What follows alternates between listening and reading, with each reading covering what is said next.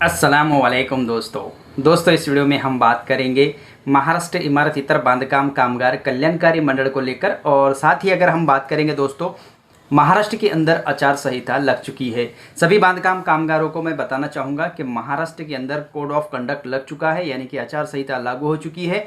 4 नवंबर को इसका जो शेड्यूल अनाउंसमेंट हुआ था, तो ये 4 नवंबर को शेड्यूल अनाउंसमेंट हुआ और 5 नवंबर से आचार संहिता महाराष्ट्र के अंदर लागू हो चुकी है।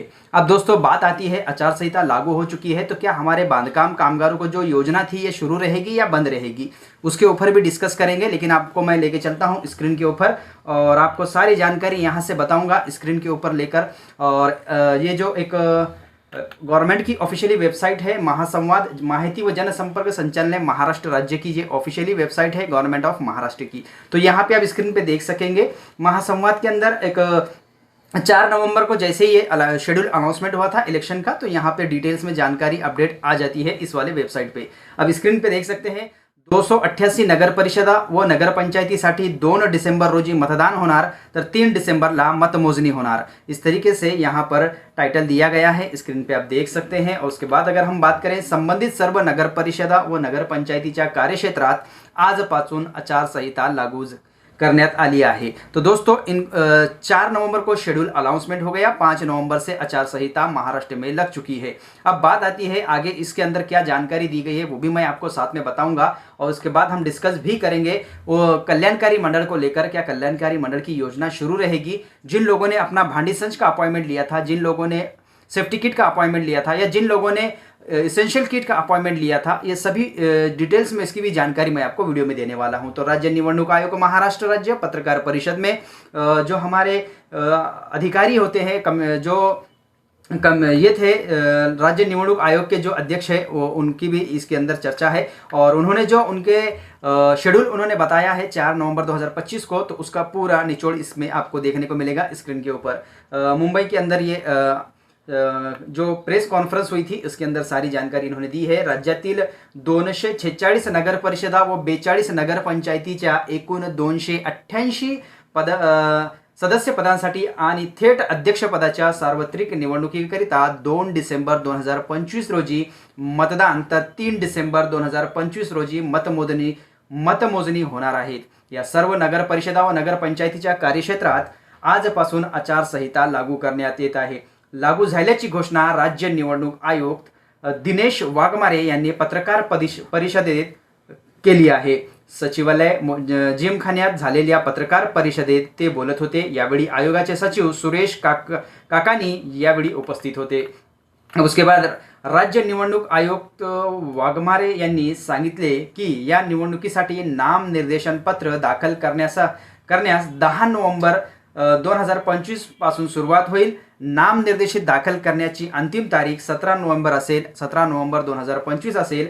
नाम निर्देशनाची पत्राची छाननी दिनांक 18 नोव्हेंबर 2025 रोजी होईल। निवडणूक निर्णय अधिकाऱ्यांच्या निर्णयाविरुद्ध अपील नसलेल्या ठिकाणी 21 नोव्हेंबर रोजी पर्यंत, तर अपील असलेल्या ठिकाणी 25 नोव्हेंबर पर्यंत 2025 पर्यंत नाम निर्देश पत्रे मागे घेता येतील। 2 डिसेंबर 2025 रोजी सकाळी 7:30 ते सायंकाळी 5:30 वाजेपर्यंत मतदानाची वेळ असेल। मतमोजणी सर्व संबंधित ठिकाणी 3 डिसेंबर 2025 रोजी सकाळी 10 वाजल्यापासून सुरू होईल। निकाल जाहीर झाल्यानंतर नगर परिषदा व नगर पंचायतीच्या क्षेत्रापुरती आचार संहिता संपुष्टात येईल।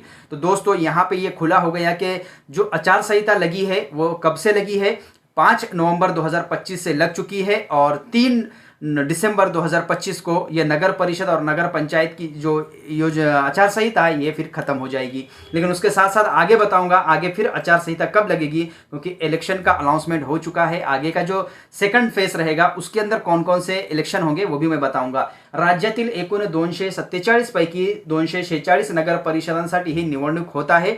निवडणूक होत असलेल्यापैकी 10 नवनिर्मित नगर परिषदा आहेत। उर्वरित सर्व 236 नगर परिषदांची मुदत संपली आहे। न्यायालयीन प्रकरणामुळे पातूर जिल्हा अकोला नगर परिषदेची निवडणूक प्रक्रिया प्रलंबित आहे।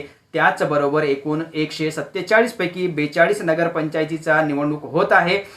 निवडणूक होत असलेल्यापैकी 15 नवनिर्मित तर उर्वरित 27 नगरपंचायतीची मुदत यापूर्वीच संपली आहे. 105 नगरपंचायतीची मुदत अद्याप संपलेली नाही. निवडणुकीच्या तयारीच्या अनुषंगाने राजकीय पक्षांच्या प्रतिनिधींशीही संवाद साधण्यात आला असल्याचे वाघमारे यांनी सांगितले. तो यहाँ पे आप देख सकते हैं सारी जानकारी मैं डिटेल्स में देने वाला हूं और दोस्तों मैं बांधकाम कामगारों को हितों के और बांधकाम कामगारों को समझे ऐसी जानकारी देने की कोशिश करता हूं. एकापेक्षा अधिक मत देने अपेक्षित. अब यहाँ पे देखिए इसके अंदर उन्होंने आगे की भी डिस्कस किया है और साथ में दोस्तों मैं आपका कल्याणकारी मंडल पे क्या इसका इफेक्ट गिरेगा वो भी हम इसमें डिस्कस करेंगे. लेकिन आपको ये समझना होगा आचार संहिता लग चुकी है तो आचार संहिता के टप्पे क्या है, आचार संहिता के अंदर क्या कहा गया है, वो सारी जानकारी स्क्रीन पे आप देख सकते हैं. नगर परिषदेच्या निवडणुकीत बहुसदस्यीय पद्धती असून एका प्रभागात सर्वसाधारणपणे 2 जागा असतात. अब देखिए दोस्तों जो शेड्यूल है इसके अंदर चेंजेस किया गया है. पहले आपको एक ही मतदान करना पड़ता था, एक नगर सेवक आपको चुनना पड़ता था. लेकिन आपको अब क्या होगा, आपको 3 हो सकता है 3 आपको मतदान करना पड़े, 2 नगर सेवक के और 1 आपको अध्यक्ष का. तो यहाँ पे सारी जानकारी मैं डिटेल्स में बताऊंगा. नगर परिषदेच्या निवडणुकीत बहुसदस्यीय पद्धती असून एका प्रभागात सर्वसाधारणपणे 2 जागा असतात. एकूण सदस्य संख्ये विषम आकडा असलेल्या नगर परिषदेत एका प्रभागात 3 जागा असतात. त्याचबरोबर थेट अध्यक्षपदासाठी देखील मतदान होत असल्याने साधारणतः एका मतदाराने 3 ते 4 जागांसाठी मत देणे अपेक्षित आहे. तो अब ये दोस्तों अलग अलग सिचुएशन पे डिपेंड करेगा, लेकिन मेरे हिसाब से अभी महाराष्ट्र के अंदर आपको एक जो वोटर है, एक जो मतदाता है, उसको 3 आपको क्या करना होगा, 3 मशीन के बटन दबाकर आपको 3 मतदान देना होगा. 2 नगर सेवक और 1 आपका जो अध्यक्ष रहेगा, जो सीट जनता से सेलेक्ट की जाएगी, जनता निवड करेगी कौन अध्यक्ष रहेगा नगर परिषद और नगर पंचायत का. तो 3 आपको वोटिंग देना है. उसके बाद देखिए एका नगर परिषदेची एकूण सदस्य संख्या कमीत कमी 20 ते 75 पर्यंत असू शकते. यानी कि आपकी नगर परिषद की जो संख्या है नगर पंचायत की 20 से लेकर 75 तक की सदस्य संख्या हो सकती है. नगर पंचायतीची निवडणूक सदस्यीय पद्धतीने होत असली तरी नगर पंचायतीच्या मतदाराने देखील 2 मते देणे अपेक्षित आहे. जहां नगर पंचायत है वहां पे 2 मत देना होगा, जहां नगर पालिका नगर परिषद है वहां पे 3 मत आपको देना होगा. 3 आपको बटन दबाना होगा. नगर पंचायतीच्या पद्धतीने होत असल्या तरी थेट मतदाराला देखील 2 मत देणे अपेक्षित आहे. 1 मत सदस्यासाठी तर दुसरे मत थेट अध्यक्षपदासाठी द्यावा लागेल. सर्व नगर पंचायतीमध्ये सदस्यांच्या 17 जागा असतात. देखिए दोस्तों अब यहाँ पे सारी जानकारी इसके अंदर दी गई है. उसके बाद जात वैधता प्रमाण पत्र पुरावा. अब ये तो जो उम्मीदवार खड़े रहेगा उसके लिए रहेगा. उसके बाद हम डायरेक्ट नीचे आ जाएंगे. नाम निर्देशित साठी संकेतस्थळ.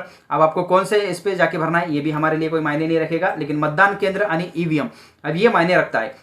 तो ये जानकारी बांधकाम कामगारों को होनी चाहिए. नगर परिषदा व नगर पंचायतीच्या निवडणुकीसाठी किंवा एकूण 1,07,03,576 मतदार असून त्यासाठी सुमारे 13,355 मतदान केंद्राची व्यवस्था करण्यात आली आहे. या निवडणुकीसाठी पुरेशा इलेक्ट्रॉनिक मतदान यंत्रणेची व्यवस्था करण्यात आली आहे. यात 13,726 कंट्रोल युनिट आणि 27,452 बॉलेट युनिटची उपलब्धता केली आहे. अन्य निवडणुकी संदर्भ देखील पर्यायी व्यवस्था करण्यात आलेली आहे. उमेदवारासाठी खर्च मर्यादा ये दिलेली आहे. ये आपल्यासाठी कोई खास नहीं है, वो जो इलेक्शन में फॉर्म भरेगा उसके लिए. मतदारांसाठी नवीन मोबाइल ऐप, जो मतदार है उनके लिए नवीन मोबाइल ऐप भी इन्होंने लॉन्च किया है. वो कौन सा है वही मैं आपको यहाँ पे पढ़कर बता देता हूँ. मतदारांना मतदार यादीत नाव शोधणे अधिक सुलभ व्हावे यासाठी नवीन मोबाईल ॲप विकसित केले आहे. मोबाईल ॲपच्या माध्यमातून मतदारांना आपल्या नावाबरोबरच आपले मतदान केंद्र देखील शोधता येईल. उमेदवारांना नामनिर्देशित पत्रासोबत शपथपत्रेही दाखल करावी लागतात. त्यातून मतदार उमेदवाराची गुन्हेगारी विषयक पार्श्वभूमी, शैक्षणिक व आर्थिक परिस्थिती समझू सकते ही माहिती सुद्धा या ऐप मधून मिल शकेल. तो ये अभी जो नॉमिनेशन होगा, जो नॉमिनेट फॉर्म भरेगा उसके लिए. मतदार जनजागृति ये भी हम बाद में डिस्कस करेंगे. संभाव्य दुर्भार दक्षता ये भी बाद में करेंगे. मतदान केंद्रावरील सुविधा इसके ऊपर भी हम चर्चा नहीं करेंगे. आचार संहिते पे हम चर्चा करेंगे. अब या देखिए निवडणूक कार्यक्रम जाहीर झाल्यापासून संबंधित नगर परिषदा व नगर पंचायतीच्या क्षेत्रात आचारसंहिता लागू झालेली आहे. नगर परिषदा व नगर पंचायतीच्या कार्यक्षेत्रात ही आचारसंहिता लागू असली तरी अन्य ठिकाणी देखील नगर परिषदा व नगर पंचायतीच्या मतदारावर प्रभाव पडणारी घोषणा किंवा कृती करता येणार नाही. आचारसंहिता लागू झाल्यामुळे शासनाला नगर परिषदा व नगर पंचायतीच्या कार्यक्षेत्राशी संबंधित धोरणात्मक निर्णय घेता येणार नाहीत. नैसर्गिक आपत्तीबाबत करावयाच्या उपाययोजना किंवा मतदार संदर्भात आचारसंहितेची आडकाठी असणार नाही. आचारसंहिता आणि कायदा व सुव्यवस्थेसंदर्भात राज्य निवडणूक आयोगाने 4 नोव्हेंबर 2025 रोजी 2 स्वतंत्र आदेश निर्गमित केलेले आहे। तो दोस्तों ये जो GR आया है इसके ऊपर ऑलरेडी मेरा वीडियो बना हुआ है, आप उसको देख सकते हैं उसके ऊपर, और वो GR को भी डाउनलोड कर सकते हैं हमारे टेलीग्राम चैनल पे जाकर। जिला निहाय नगर परिषद और नगर पंचायती समिति, अब ये यहाँ पे देखेंगे तो महाराष्ट्र के जितने भी जिले हैं जिसके अंदर अभी नगर परिषद नगर पंचायत के इलेक्शन हो रहे हैं उसकी यहाँ पे सारी डिटेल्स में दी गई है।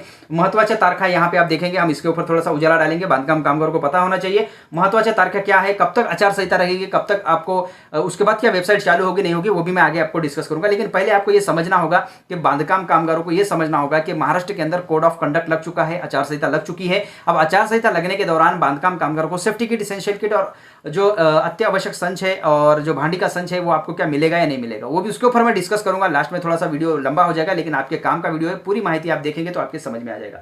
नाम निर्देशित दाखल करण्यास सुरुवात 10 नवंबर, यानी कि जो फॉर्म भरना है, जो भी नॉमिनेशन फॉर्म भरेगा, जो उम्मीदवार खड़ा होगा उसको 10 तारीख से नॉमिनेशन का फॉर्म भर सकता है। नाम निर्देशित दाखल करण्याची अंतिम मुद्दत 17 नवंबर है। उसके बाद नाम निर्देशित पत्राची छाननी 18 नवंबर को होगी। अपील करना है तो आपको 25 नवंबर तक अपील कर सकते हैं। मतदान दिवस जो मतदान होगा, जहां पे वोटर आपको डालना होगा, वोटर आपको मशीन का बटन दबाना होगा, तो 2 दिसंबर को ये मतदान होने वाला है। और मतमोजनी अगले ही दिन 3 तारीख को मतमोजनी हो जाएगी और वहां पे रिजल्ट डिक्लेयर हो जाएगा। जैसे ही रिजल्ट डिक्लेयर हो जाएगा तो फिर वहां से आचार संहिता खत्म हो जाएगी नगर परिषद और नगर पंचायत की। उसके बाद दोस्तों आगे की भी हम बात करेंगे, डिस्कस करेंगे। एकूण मतदार मतदान केंद्र, अब दोस्तों ये भी बांधकाम कामगारों को पता होना चाहिए, क्योंकि मैं 2 भी जानकारी देता हूं दोस्तों, एज इट डीप में देता हूं ताकि बांधकाम कामगारों को और जितने भी हमारे लेबर भाई हैं, जितने भी हमारे सब्सक्राइबर हैं, सभी को पता होना चाहिए। डिटेल्स में मैं जानकारी दे रहा हूं, वीडियो थोड़ा सा लंबा होगा लेकिन आप पूरा देखेंगे तो आपको समझ में आ जाएगा। एकूण मतदान अब महाराष्ट्र में कितने हैं वो भी मैं आपको बताऊंगा, महिला कितने हैं, पुरुष कितने हैं, और साथ ही दोस्तों एकूण मतदान केंद्र कितने हैं वो भी बताऊंगा। तो पुरुष मतदार अगर यहाँ पे देखेंगे दोस्तों तो इसका आंकड़ा यहाँ पे आपको देखने को मिलेगा 53,79,931 पुरुष मतदान है। और महिला अगर की बात करें 53,22,870 जो महिला है वो मतदार है। उसके बाद इतर अगर हम देखेंगे 775 मतदान ट्रांसजेंडर के हैं। उसके बाद एकूण मतदार की अगर हम बात करेंगे, एक मतदान केंद्र कितने हैं तो 13,355 है। इस तरीके से आप ये देख सकते हैं आंकड़ा। एकूण जागा आरक्षित वो भी डिटेल्स में यहाँ पे दी गई है, और कहाँ पे कितनी जगह दी गई है वो सारी जानकारी यहाँ पे बताई गई है। तो आई होप कि दोस्तों अभी जैसे आपने समझ लिया होगा कि कब से इलेक्शन का जो आचार संहिता लगी है, 5 नवंबर 2025 से आचार संहिता लागू हो चुकी है और 3 दिसंबर 2025 तक ये नगर परिषद नगर पंचायत की आचार संहिता रहेगी। अब बात आती है दोस्तों, आपने अपना अपॉइंटमेंट बुक किया है, आपको स्लॉट मिला है, आपको प्रिंट मिली है, और जो तारीख आपको मिली है उस तारीख में वहां पर हो सकता है